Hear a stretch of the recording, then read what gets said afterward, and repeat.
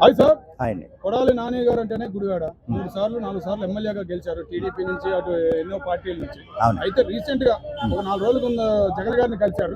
గుడివాడలో ఏం జరగబోతుంది, ఒక ఆశ మొదలవుతుంది అంటున్నారు. మళ్ళీ నాని వచ్చే అవకాశాలు ఉన్నాయా, ఏదైనా మార్పు జరుగుతుంది?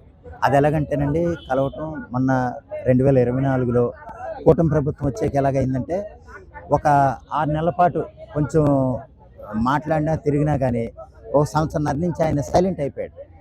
దానికి కారణం ఆయన మీద ఉన్న కేసుల, లేకపోతే ఆయన వ్యవహరించిన తీరా, లేకపోతే ప్రత్యర్థుల్ని బండబూతులతో దాడి చేసిన విధానం మొత్తం మీద ఆయనకి చిరాకేసిందా, లేకపోతే కేసులు ఏమన్నా అవుతాయన్న ఉద్దేశంతో ప్రభుత్వం మారింది కాబట్టి ఇప్పుడు మనం ఏది వాగినా చెల్లదు కాబట్టి అన్న ఉద్దేశంతో ఆయన కేసులకు భయపడి ఏమన్నా తగ్గాడనేమో మనం ప్రత్యేకంగా చెప్పలేం. కానీ అందుకే తగ్గిండొచ్చు, ప్రత్యేకంగా చెప్పేది ఏమన్నా అందుకే తగ్గిండొచ్చు.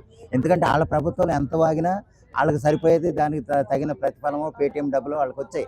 కానీ ఏంటంటే ప్రభుత్వం మారినా సరే ఇంకా దాడి చేస్తామంటే కనుక ఊరుకునే వాళ్ళు ఉండరు కదా, అందరూ ఊరుకోరు.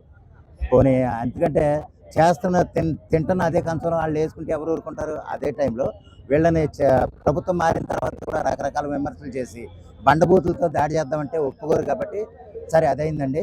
అయితే చాలా కాలం నుంచి స్తబ్దతగా ఉన్న కొడాలి నాని ఏం మాట్లాడట్లేదు కాబట్టి జగన్ గారిని కలవటం, దానికి సంబంధించి కొత్త ప్రణాళిక ఏర్పాటు చేయటం, లేదా రోజా గారు కొంతవరకు ఆవిడ ఒక 2-3 నెలల నుంచి ఆవిడ హైపై ఆవిడ క్రియేట్ చేసుకుంది, ఆవిడ పొందాల్సిన డబ్బులు ఆవిడకి వచ్చేసినేమో తెలియదు. కానీ మళ్ళీ కొత్త యాక్టర్ని, అంటే కొత్తగా మళ్ళీ కొడాలి నాని గారిని దించుదాం, లేకపోతే 1 by 1 దించుదాం అన్న ఉద్దేశంతో జగన్ గారు ఏమన్నా ప్లాన్ వేస్తున్నారో మనకు తెలియదు.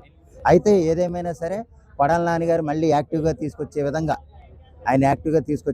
బయటికి తీసుకొస్తున్నారేమో మనకి అనుకుంటున్నాను నేను. బయటికి తీసుకొచ్చి మళ్ళీ ప్రభుత్వం మీద, మన చంద్రబాబు నాయుడు గారి మీద, వీళ్ళ మీద మళ్ళీ తిరిగి దాడి చేసే విధంగా, ఆయన పురుగొల్పే విధంగా ఆయన సమావేశం ఉందేమో అని నేను అనుకుంటున్నాను. అసెంబ్లీ సాక్షిగా విలువ లేకుండా అసెంబ్లీలో బూతులు మొదలు పెట్టింది కొడాలి నాని గారు. అవునండి. కానీ కూటమి ప్రభుత్వం వచ్చిన తర్వాత ముందు ఆయనకి మీదే జరిగిందంటే, వంశీ గారి మీద జరిగింది, రకరకాలుగా వేరే వాళ్ళ మీద జరిగింది. ఈయన పట్టించుకున్న వాళ్ళు లేరు అని కూడా అంటున్నారు.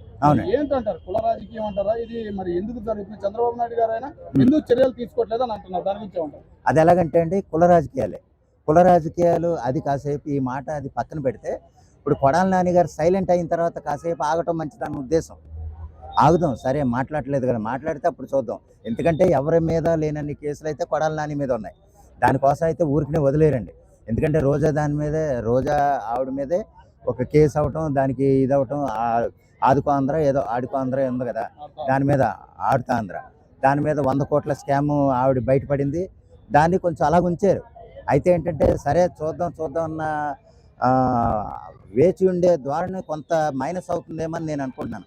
ఇలా వాగుని రకరకాలుగా, అంటే ఎంత వాగితే తెలుగుదేశం శ్రేణులు, కార్యకర్తలు, అభిమానులు ఎంత బాధపడ్డారో మనం ప్రత్యేకంగా చెప్పనవసరం లేదండి. అంటే కొడాలి నాని అనేవాడిని ప్రతి ఒక్కడు బండబూతులు తిట్టే కాడికి ఎందుకు వచ్చిందంటే, వీళ్ళేమీ చేయలేక, అదే ప్రభుత్వం లేదా వీళ్ళు కనుక చేసుంటే కనుక వీళ్ళు అలా మాట్లాడే అవకాశం లేదు. వీళ్ళేం చేయట్లేదు కాబట్టి పార్టీ కార్యకర్తలు మాట్లాడాల్సి వచ్చేది.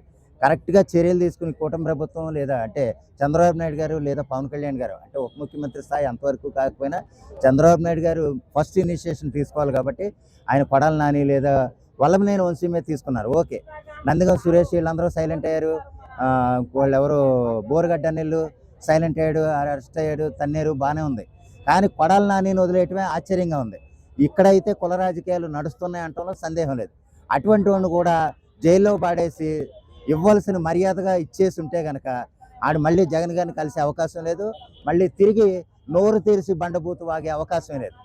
అటువంటి వాడిని, అంటే ఒకటండి, సభ్య సమాజంలో ఉన్నప్పుడు ఒకప్పుడు మనం మామూలుగా చూసేవాళ్ళం, మంత్రి అంటే కనుక మనకు చేతులు ఎత్తి దండం పెట్టాలనిపించేది, అంత హుందాగా వాళ్ళ వ్యవహారం ఉండేది. అటువంటి మంత్రి అనేవాడు ఈయన చూస్తే ఎదవా అనే కాడికి కొడాలి నాని, వాడి ప్రవర్తన, వాళ్ళ విధానం అలాగ ఉంది. అంటే వీళ్ళు అసలు మంత్రులా లేకపోతే పోరంబోకు ఎదవలా అన్న విధంగా వాళ్ళ వ్యవహారం తీరు అలా నడిచేది. అలాగే వాళ్ళు బూతులు తిట్టుకునేవారు. కానీ నడుస్తున్న ప్రభుత్వాన్ని కూడా ఏదో ఒక వంకు పెట్టి, ఏదో రకంగా రాజకీయంగాను లేదా సామాజికంగాను అలజడులు క్రియేట్ చేయాలన్న ఉద్దేశంతో వాళ్ళు చేసే ప్రయత్నాలను చంద్రబాబు నాయుడు గారు ఖచ్చితంగా తిప్పుకొట్టకపోతే మనం వెనకబడిపోతామండి. అంటే ఏదో కక్షపూరితంగా చేయాలని అంటలే, వాళ్ళు చేసిన ఏదో పనులని తిప్పుకొట్టగలిగితే చాలు, అంతకంటే ఏం కాదు. Thank you.